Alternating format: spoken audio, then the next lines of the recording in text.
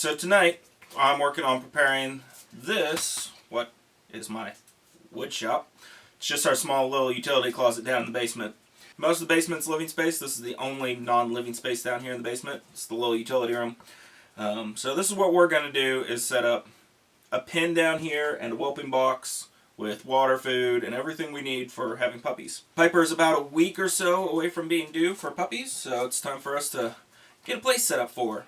So to do that, we're going to lay down some tarps and set up a pen, put some wood banding around the bottom of the pen and half of it or so to actually create a whelping box. And yeah, just kind of get this space set up for her. Biggest thing you need to do if you're going to be having puppies is you need them in a warm, dry place. So garages work well, basements can work well, barns work best, depending on your room. So you're wanting warm, dry, and as clean as possible. So for us, it's here.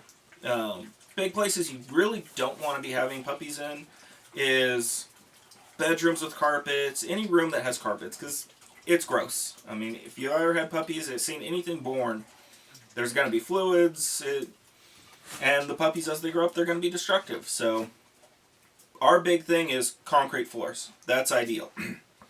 Next would be laminate or tile floors if you have to, but you really want a concrete floor. So that's why we're down here in this utility room, because it is a concrete floor. With a couple of heat lamps, we can keep this room nice and toasty warm. So yeah, that's about what we got going on tonight. So let's get started.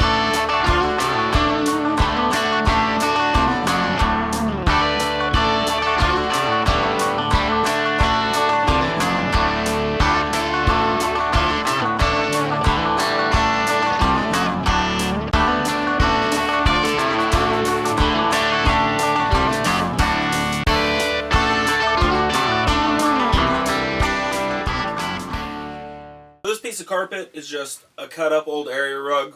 Needed to be thrown away anyway, so we kept it knowing that we were going to do this at some point in the future. So we just cut it into a 5x5 square because that's our biggest dimensions of this pen. So the theory here is the bottom tarp is going to contain the mess from staining and seeping into the concrete. This rug will be exposed probably on day 1 to 2 after the puppies are born. So it'll be a nice, soft, clean area for the puppies to kind of be on for about a week or so before it gets nasty and we throw it away. On top of this carpet, we will also lay down newspapers as needed to help contain the mess, and then the newspapers will get thrown away on a daily basis. The carpet lasts a little while, lasts for a few days, but we'll go through multiple pieces of carpet in this process. And then my plan is I'm going to get another tarp over and on top of this carpet to contain the mess of the actual birth, so that when she goes into labor, hopefully all that mess will be contained on top of that. So yeah, now it's just a matter of getting this laid out how I want it.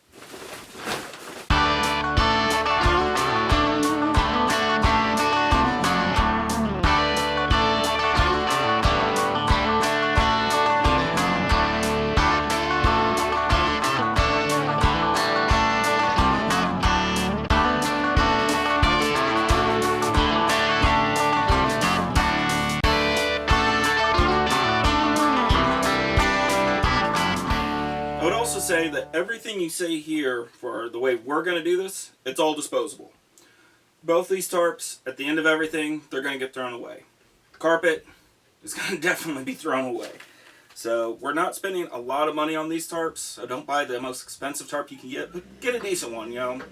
About the $10 to $15. We have about $30 or so in tarps. And we just kind of look at it as cost of doing business. We'll make that up in the sales of the puppies. I mean, definitely, not a big deal. So now we'll just set up the middle pin.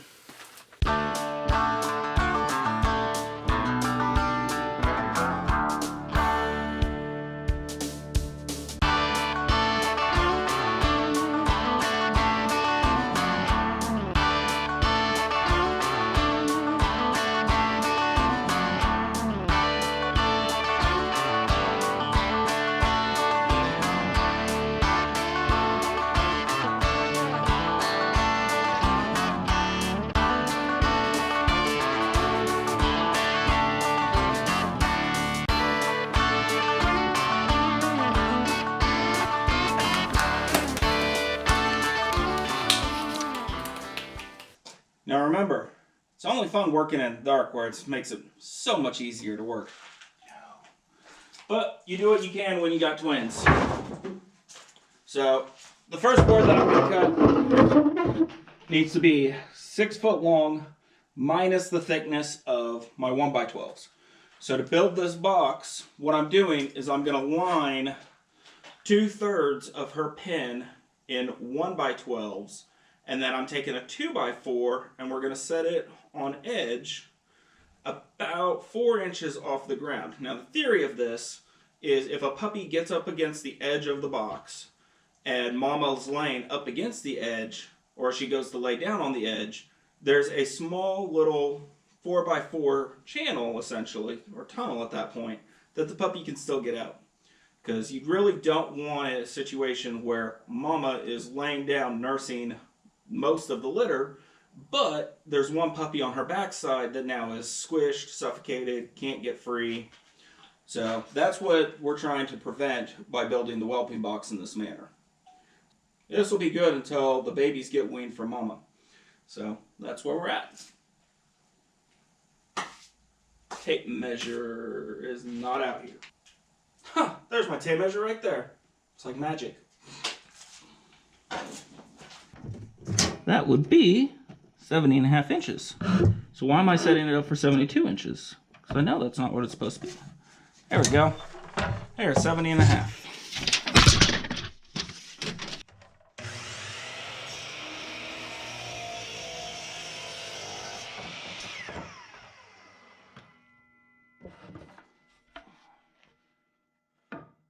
All right, let's take boards inside.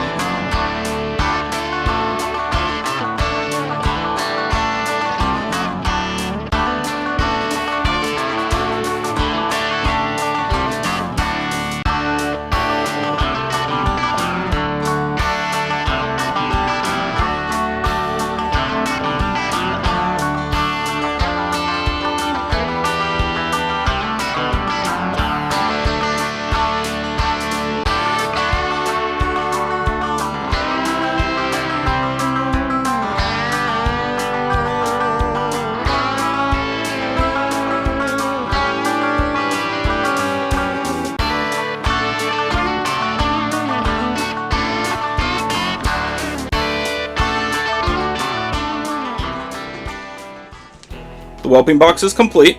We have a layer of tarp, carpet, another tarp, and then we have this comforter in. The comforter will come out before the puppies arrive, is the plan. The whelping box has these 2x4s on edge around it, and it turned out being 3.5 inches because I just used little blocks of 2x4s as my spacers. Now the theory here is she will have her puppies in the box. We currently have 2 heat lamps ready to go. We'll turn them on as needed, and we can adjust them so the puppies get the proper amount of heat.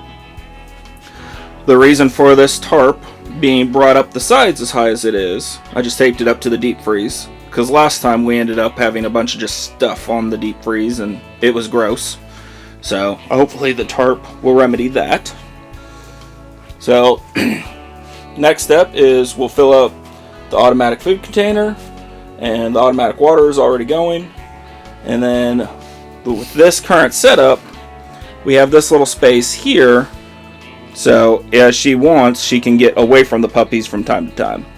So, and then when the puppies get old enough, this board here isn't attached to anything but the 2x4 there and the 2x4 there. So I can pop those 4 screws out, and then this whole board will just disappear. I did use baling wire to attach the box to the frame around here. So I figured that way it just keeps everything kind of contained and attached. But yeah, as you can tell, Piper's content. She seems to know what's going on. This is her second litter. She had a litter 2 years ago. So with us having twins, we took this last cycle off, and I think the cycle before that too. So we got ambitious this go around. So we're going to have puppies on the ground before Christmas, which means it's going to be hard for me to do much around Christmas time. But that is the tour of what I got going on. So the other thing I need to do is I still need to clean my workbench off, obviously.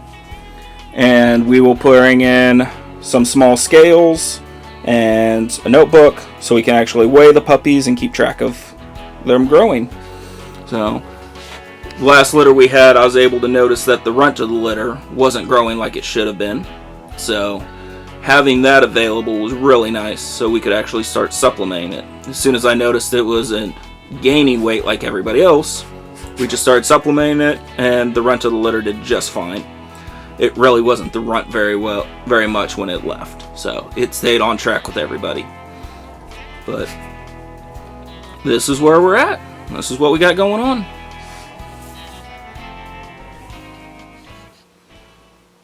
So if you like Daddy's video, click like and subscribe. Isn't that right, Jules?